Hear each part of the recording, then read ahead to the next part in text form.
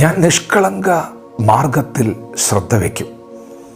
എപ്പോൾ നീ എൻ്റെ അടുക്കൽ വരും. ഞാൻ നിഷ്കളങ്ക ഹൃദയത്തോടെ എൻ്റെ വീട്ടിൽ പെരുമാറും. യഹോവേ, ഞാൻ അങ്ങേക്ക് കീർത്തനം ചെയ്യുന്നു. ഞാൻ അങ്ങയുടെ ദയയെയും ന്യായത്തെയും കുറിച്ച് പാടും. ദൈവത്തിൻ്റെ മാറ്റമില്ലാത്ത വചനം ശ്രദ്ധിക്കുന്ന പ്രിയപ്പെട്ടവരെ, ഇവിടെ ഭക്തൻ ദൈവത്തെ പാടി സ്തുതിക്കുമ്പോൾ പറയുന്ന വാക്ക് ഇന്ന് പകൽ നമ്മോടുള്ള ദൈവത്തിൻ്റെ ആലോചനയാണ്. ഞാൻ നിഷ്കളങ്ക മാർഗത്തിൽ ശ്രദ്ധ വയ്ക്കും. ഞാൻ എൻ്റെ വീട്ടിൽ നിഷ്കളങ്ക ഹൃദയത്തോടെ പെരുമാറും. എപ്പോൾ നീ എൻ്റെ അടുക്കൽ വരും. പ്രിയപ്പെട്ടവരെ, ദൈവം എന്താണ് നമ്മിൽ നിന്ന് പ്രതീക്ഷിക്കുന്നത്?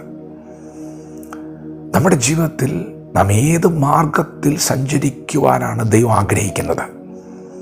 ഭക്തന് ലഭിച്ച വെളിപ്പാട്, ഞാൻ നിഷ്കളങ്ക മാർഗത്തിൽ ശ്രദ്ധ വയ്ക്കും. ഇന്ന് പകൽ എത്ര പേർ ശ്രദ്ധ വയ്ക്കും? നിഷ്കളങ്കനെ കുറികൊള്ളുക. സമാധാന പുരുഷന് സന്തതിയുണ്ടാകും. നന്മ വരുന്ന മാർഗമാണത്, നിഷ്കളങ്കതയുടെ മാർഗം. അബ്രഹാമിനോട് 75-ാമത്തെ വയസ്സിൽ ദൈവം പറഞ്ഞ ആലോചന, നീ ബഹുജാതികൾക്ക് പിതാവാകും. വാർദ്ധക്യമാണ്, മാനുഷികമായി കണക്കുകൂട്ടാൻ പറ്റാത്ത ആലോചനയാണ്. ആ ദൂതിൻ്റെ നിവൃത്തി വെളിപ്പെടുന്നതിന് 1 വർഷം മുൻപ് 99-ാമത്തെ വയസ്സിൽ അബ്രഹാമിൻ്റെ വീട്ടിൽ വന്ന ദൈവം അബ്രഹാമിനോട് ആവശ്യപ്പെട്ടത് ഒരേ ഒരു കാര്യമാണ്. നീ എൻ്റെ മുൻപാകെ നടന്ന നിഷ്കളങ്കനായിരിക്കാം. നിഷ്കളങ്ക മാർഗത്തിൽ ശ്രദ്ധ വയ്ക്കുക. പ്രിയപ്പെട്ടവരെ, എവിടെ എപ്പോൾ ദിവ്യ സ്വഭാവം വെളിപ്പെടുന്നുവോ അവിടെ ദൈവം വെളിപ്പെടും. ജഡികമായ സ്വഭാവമാണോ പുറത്തു വരുന്നത്? ജഡസ്വഭാവമുള്ളവർക്ക് ദൈവത്തെ പ്രസാദിപ്പിക്കുവാൻ കഴിയുകയില്ല. എന്നാൽ ഇന്ന് പകൽ ദിവ്യ സ്വഭാവമാണോ വെളിപ്പെടുന്നത്? നിന്റെ വീട്ടിൽ ദൈവം ഇറങ്ങി വരും. ഭക്തൻ പാടുകയാണ്, ഞാൻ നിഷ്കളങ്ക മാർഗത്തിൽ ശ്രദ്ധ വയ്ക്കും. എപ്പോൾ നീ എൻ്റെ അടുക്കൽ വരും. അവനറിയാം ദൈവം വരും. ദിവ്യ സ്വഭാവം വെളിപ്പെട്ടാൽ ദൈവം വരും. ഏറ്റവും ശക്തമായ യുദ്ധം നടന്നത് കാൽവറിയിലാണ്.